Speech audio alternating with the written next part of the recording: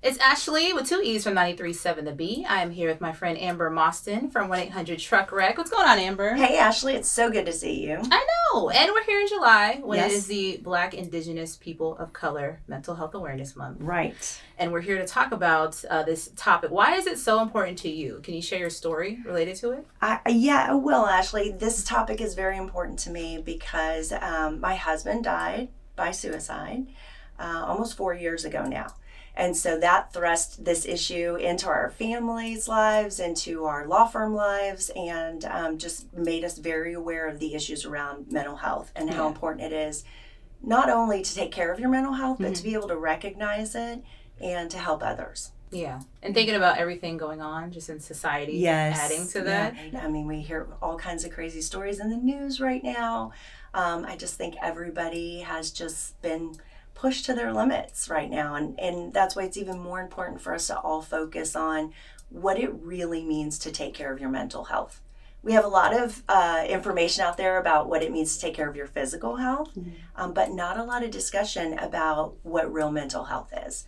It's not necessarily, what you see on Instagram, the memes about taking a bath or, Self-care Sunday. Self-care Sunday.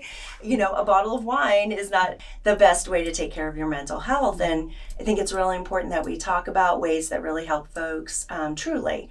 It's not necessarily something you always want to do, but it's the thing that will make you feel better throughout the day and throughout the week and hopefully throughout the month and the rest of the year. Simple things like exercising. Really, for me, more importantly, making sure that you're in contact and communication with your friends and your family on a regular basis. And also just learning what some signs and symptoms are for you and how that what some signs and symptoms of being in a bad place mentally, like maybe not completely depressed, but just not being in a good place. And then learning what that means for you. Yeah. I'm glad you brought that up because we have the conversation of, in our culture, in our generation, people are more open to talking about it. Right. And our parents and stuff, they kind of suppress it. It's like, go to church, figure it out. Right. But now it's like, we're really having those conversations. This is my friend Amber. She's donating to your your organization. Hey, Amber. How are you? I am blessed. I can hardly say it, but how are you? I'm doing great today because I'm with Ashlee. We are bringing awareness to Black Mental Health Awareness Month by doing some interview type PSA things with Ashlee. And every time it runs, we're going to donate $93.70 to your organization. What? Yeah. Wow, thank you very much. You're welcome. Yeah, I have an initiative doing this month too. Oh, good. Yeah, we're providing free. I mean, that's what my organization does. We provide therapy. We're donating. I forgot how much it is. I think like $50,000 for different Black organizations to provide free therapy, and we're doing a virtual event at the end of the month. Oh, very cool. So I was sharing with Ashlee that my husband died by suicide like almost 4 years ago now. So this is a big issue for me. And along the way, my daughter and I have been really kind of interested in intergenerational trauma and trauma in the Black community. And then I was like, oh, it's Black Mental Health Awareness Month. We're going to do something about that. So. Oh, that's incredible. Yeah, I'm excited about it. I don't even know what to say about your husband. Sorry doesn't ever seem strong enough. Right. I appreciate that. Well, we're just trying to make something good come out of it. Absolutely. I lost 2 friends to suicide last year. Wow. During the pandemic? During the pandemic, yeah. One I was shocked by, but I knew that she had a lot of difficulties. The other was totally unexpected. Like that came out of nowhere. Nowhere. Yeah, that's how my husband was. It just came out of nowhere. Sometimes I describe it like a virus in the brain. Like once it takes hold, they can't think straight anymore. Like they can't process properly. Absolutely. Yeah. 100%. Which is always my biggest fear. For me, you Yeah. know, that's just always my biggest concern. Like you just don't ever know. You feel yourself spiraling. You're like, okay, let me let me try to figure this out. Right. That's why I have a regularly scheduled monthly appointment with my therapist. She can straighten me out. I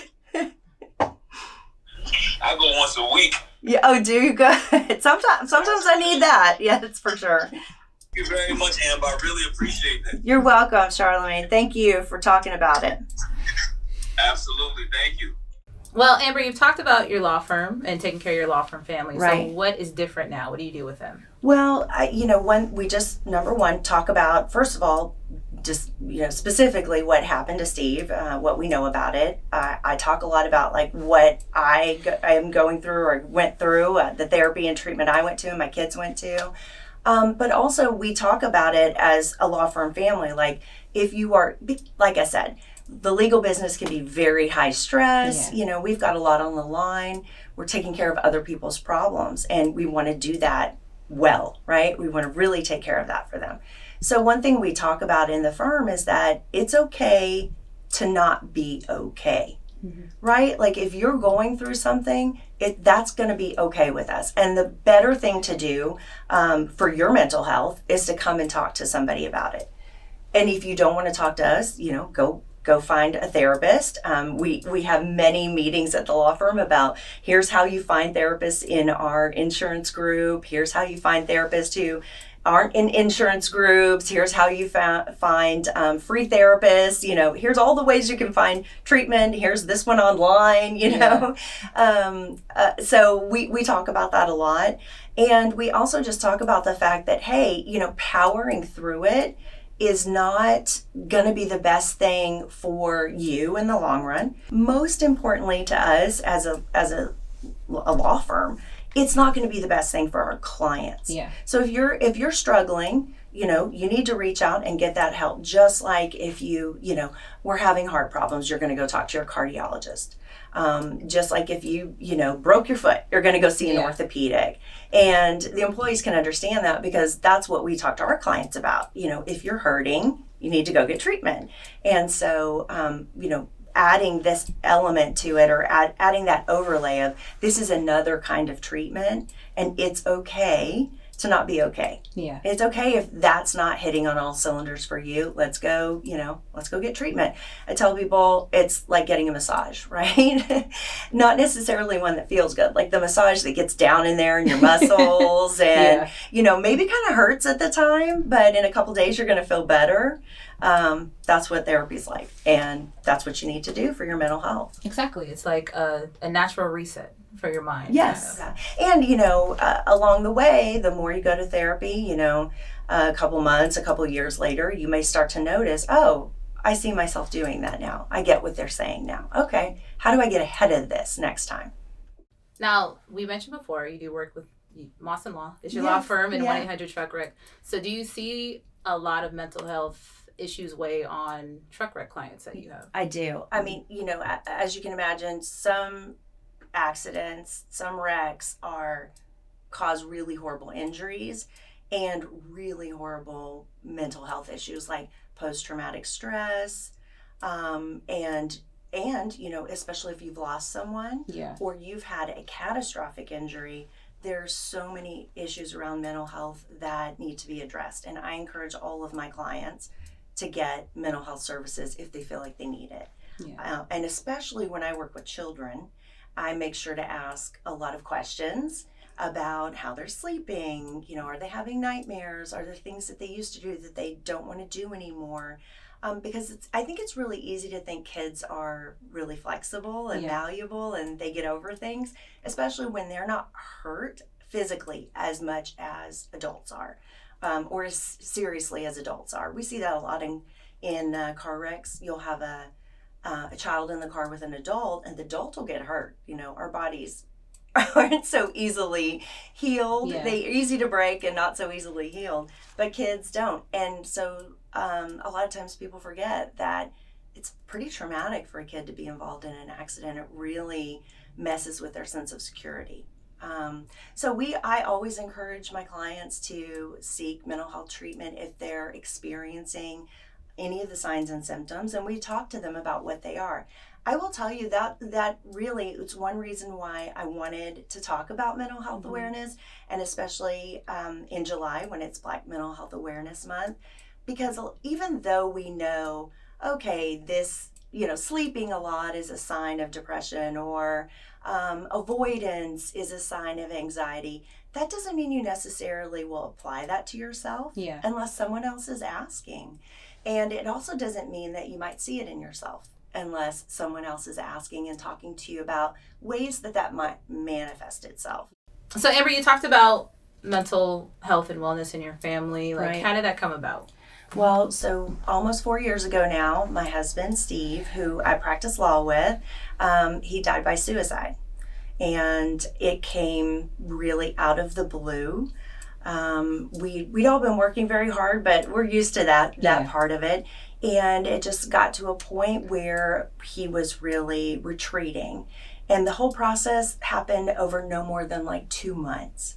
We only had a chance to get a few therapy sessions in, and it really, just really came out of the blue.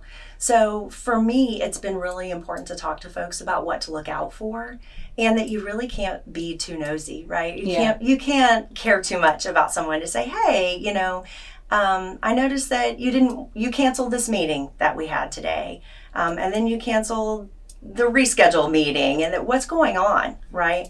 So we really don't know after, everything that happened. We are not sure what my husband's diagnosis was or would have been.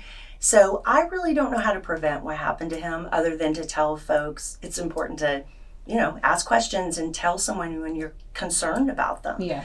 But what has been something I feel like I can really talk about is what me and my family and my law firm family went through after that, and what we did to try to get a handle on it. Yeah. I was in individual therapy. I did group therapy. My kids did group therapy. My kids did individual therapy. So, everyone at the office jokes that I'm the Oprah of therapy, right? You get therapy, you get therapy. But I do know that there's really no way our family or the firm could have survived as, healthy and successful, and everybody moving along with schooling and on their right paths and all of that if we hadn't really taken that seriously right afterwards. Yeah. Especially for the kids. My daughter was only 10. My son was only 15 at the time. My nephew Skylar was young as well. And so, it was really important for me that we get ahead of that and make sure that even as much as they hated it and rolled their eyes about it, that they had every opportunity to talk to somebody that wasn't me. Yeah. And talk to somebody who they felt like they could completely trust and who was there only for them. Mm-hmm. And I think it made a big difference. So definitely being more proactive and taking the extra step of reaching out. Yeah, definitely. Yes.